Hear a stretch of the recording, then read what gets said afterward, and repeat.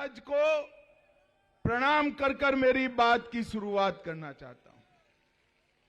कल धनतेरस थी, आज रूप चौदस है, कल दीपावली है।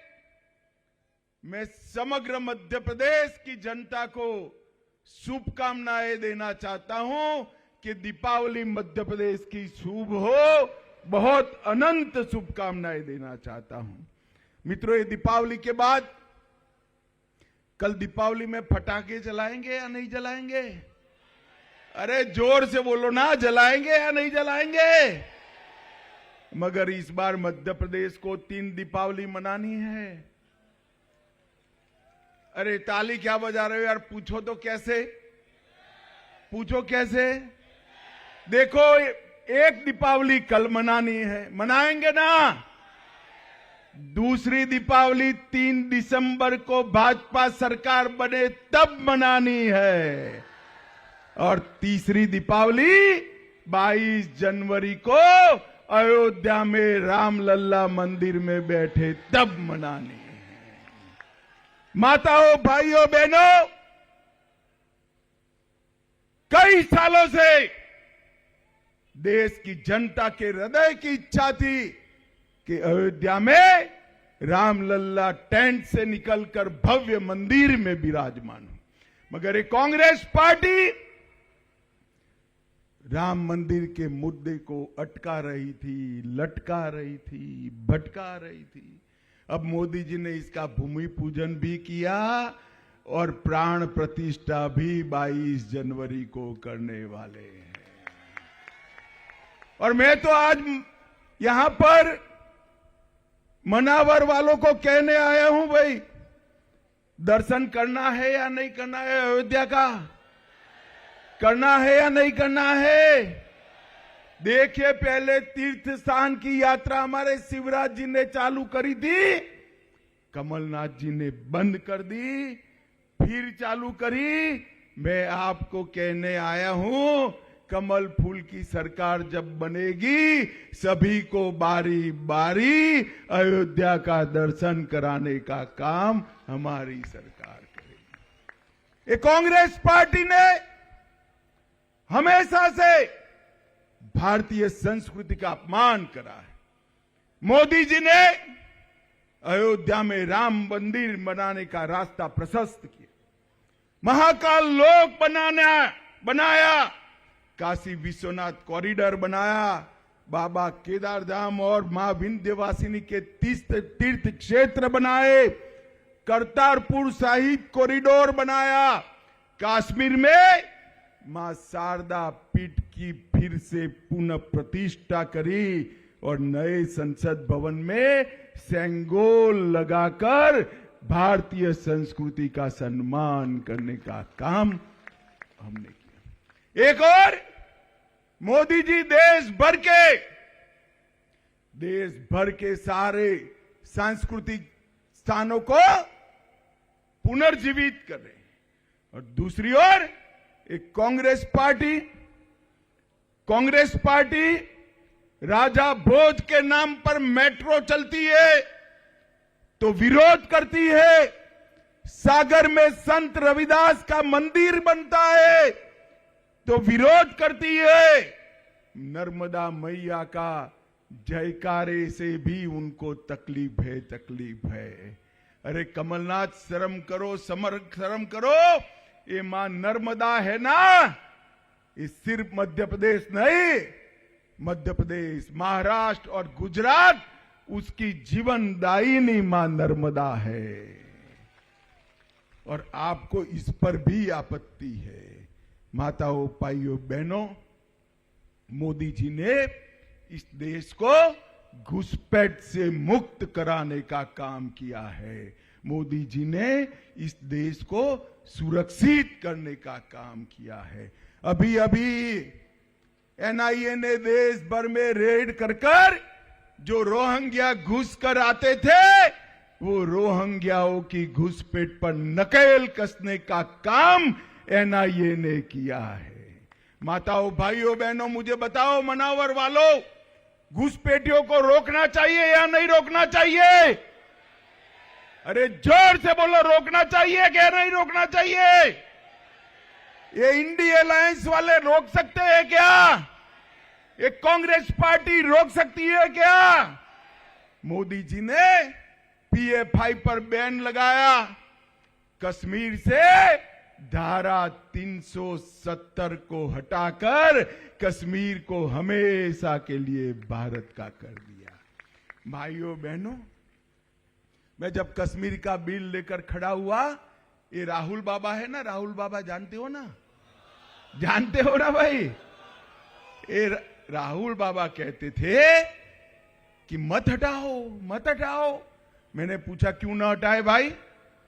तो उन्होंने कहा खून की नदियां बह जाएगी कश्मीर में। राहुल बाबा, खून की नदियां छोड़ो, कश्मीर में किसी की कंकर चलाने की हिम्मत नहीं है, कंकर चलाने की हिम्मत।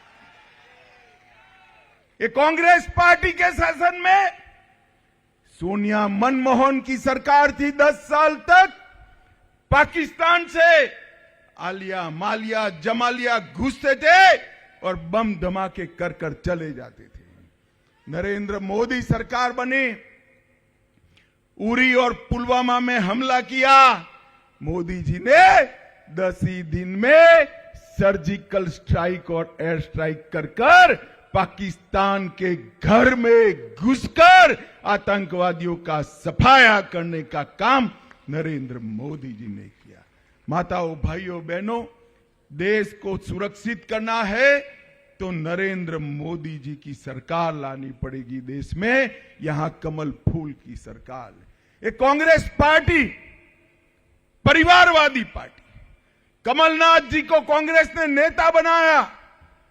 क्या मनावर वालों वो आपके भले के लिए काम करेंगे क्या? नहीं करेंगे।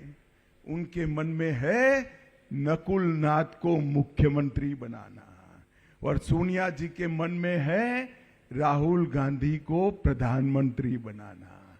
जो अपने बेटे बेटियों के लिए काम करते हैं वो देश का भला कर सकते हैं क्या? जोर से बोलो, कर सकते हैं क्या? मध्य प्रदेश में 3 परिवार है। एक कमलनाथ जी का, दूसरा बंटाधार दिग्विजय जी का, और तीसरा है राहुल गांधी सोनिया गांधी का गांधी परिवार। हमारे यहां गुजरात में कहते हैं 3 तिगड़ा तो काम। देखिए, आप सभी बोलने लगे, मैं फिर से बुलाता हूं, 3 तिगड़ा, मगर यहां अलग है। आदेश गांधी परिवार का चलता है, निर्देश कमलनाथ जी का चलता है, और गलती होती है तो चाटा दिग्विजय सिंह को लगा देते हैं। ये कपड़ा फाड़ राजनीति है, वो मध्य प्रदेश का भला नहीं कर सकती। मित्रों, कमलनाथ जी ने भ्रष्टाचार की गंगा बहाई। 350 करोड़ का मोजरबेर घोटालों का आरोप है। 2400 करोड़ का अगस्ता वेस्टलैंड घोटाले का आरोप है। 600 करोड़ का इको फर्टिलाइजर घोटाले का आरोप है। 1100 करोड़ का गेहूं के बोनस के घोटाले का आरोप है, और 25,000 करोड़ की कर्ज माफी न करने का आरोप भी कमलनाथ पर है। ये भ्रष्टाचारी कभी मध्य प्रदेश का भला नहीं कर सकती। माताओं, भाइयों, बहनों, मैं आया हूं कहना चाहता हूं, एक कांग्रेस सरकार, कांग्रेस पार्टी दलित और आदिवासी विरोधी। इतने साल से सत्ता पर थे, कभी भी देश के राष्ट्रपति पद पर ट्राइबल बेटा या बेटी नहीं बने। मोदी जी ने ओडिशा की गरीब घर की ट्राइबल बेटी को महामहिम द्रौपदी मुर्मू बनाकर देश भर के आदिवासियों का सम्मान किया। 15 नवंबर को उन्होंने आदिवासी गौरव दिन मनाया, और इसके साथ साथ बजट में भी 29,000 करोड़ से आदिवासी कल्याण का बजट 1,29,000 करोड़ तक बढ़ाने का काम नरेंद्र मोदी जी ने किया। 70 स्कूल एकलव्य छोड़कर गए थे, हमने 70 की जगह 700 एकलव्य स्कूल का आवंटन करने का काम भारतीय जनता पार्टी की सरकार ने किया। मित्रों, आदिवासियों का जीवन इन्होंने नर्क बनाया है। शिवराज जी ने देश भर में सबसे पहले पेशा कानून को लाने का काम किया और इसके साथ साथ टाटिया भील के नाम से एक बड़ा स्मारक बनाने का काम शिवराज सिंह चौहान ने किया। शंकर शाह और रघुनाथ शाह के स्मारक बनाए, रानी दुर्गावती के नाम से रेलवे स्टेशन बनाया, रानी कमलापति के नाम से भी रेलवे स्टेशन बनाया और समग्र आदिवासी समाज का गौरव बढ़ाने का काम भारतीय जनता पार्टी की सरकार ने किया। मित्रों, ये जब कांग्रेस की सरकार थी, मध्य प्रदेश की हालत कैसी थी भाई? ना बिजली आती थी, ना रोड होते थे। मैं तो बाबा महाकाल के दर्शन करने के लिए हमेशा आता था, गुजरात से आता था। गुजरात से दाहोद तक गहरी नींद में सोते थे, जाबवा आते ही तुरंत नींद खुल जाती थी, क्योंकि गाड़ी ऐसे गड्ढे में गिरती थी जिससे आपको नींद लगे ही नहीं, मालूम ही नहीं पड़ता था कि रोड में गड्ढे है या गड्ढे में रोड है। भारतीय जनता पार्टी ने मध्य प्रदेश को बंटाधार स्टेट से, बीमारू राज्य से विकसित राज्य बनाने का काम भारतीय जनता पार्टी ने किया। ये मध्य प्रदेश में कांग्रेस 23,000 करोड़ का बजट छोड़कर गई थी। कितना बोलो तो भाई? 23,000 करोड़। फिर से बोलो। भाजपा ने सरकार ने 18 साल में 23,000 करोड़ के बजट को 3,14,000 करोड़ तक पहुंचाने का काम भारतीय जनता पार्टी की सरकार ने। एसटी, एससी और ओबीसी में शिवराज सरकार ने बजट को 1,000 करोड़ से 64,000 करोड़ तक पहुंचाया। कृषि विकास दर 3% से 18% तक पहुंचाया। एमएसपी पर गेहूं की खरीदी सिर्फ 4 लाख मैट्रिक टन बंटाधार करते थे, शिवराज जी 4 लाख से बढ़ाकर 71 लाख मैट्रिक टन तक ले जाने का काम शिवराज जी ने किया। मेडिकल की सीटें 620 से 4,000 तक पहुंचाई और मोदी जी ने मध्य प्रदेश के लिए ये 9 साल में लाखों करोड़ रुपया भेजा है। मित्रों, 10 साल तक ये कांग्रेस पार्टी की सरकार थी। मैं कहना चाहता हूं कमलनाथ जी को, सोनिया मनमोहन सरकार का हिसाब लेकर आइए। 10 साल में आपने मध्य प्रदेश को कितना रुपया दिया? 10 साल में 2 लाख करोड़ रुपया दिया था। सिर्फ कितना दिया था भाई? अरे जोर से बोलो, कितना? मध्य प्रदेश को 10 साल में 2 लाख करोड़ दिया, ग्रांट इन एड और डिवेल्यूशन की ग्रांट में केंद्र से। और नरेंद्र मोदी जी ने 2 लाख करोड़ से बढ़ाकर 6,33,000 करोड़ रुपया मध्य प्रदेश को देने का। इसके साथ 5 लाख करोड़ रुपया मध्य प्रदेश के विकास के लिए, एयरपोर्ट, नेशनल हाईवे, अलग अलग योजनाएं और इसके साथ साथ रेलवे के लिए भी पैसा देने का काम नरेंद्र मोदी जी ने किया है। मित्रों, आज मैं कहना चाहता हूं कि अनेक गरीब परिवारों को 93 लाख, मेरी बात माताएं, बहनें, भाइयों जरा ध्यान से सुनना, 93 लाख किसानों को प्रति माह 12,000 रुपया हमारी डबल इंजन, प्रति साल 12,000 रुपया हमारी डबल इंजन सरकार देती है। कुल मिलाकर 21,000 करोड़ रुपया दिया। अब मुझे बताओ, बनाने वाले नहीं हो मगर गलती से भी कमलनाथ की सरकार बनती है, ये 21,000 करोड़ रुपया मोदी जी वाला चालू रहेगा? मोदी जी तो रखेंगे, कमलनाथ नहीं आने देंगे।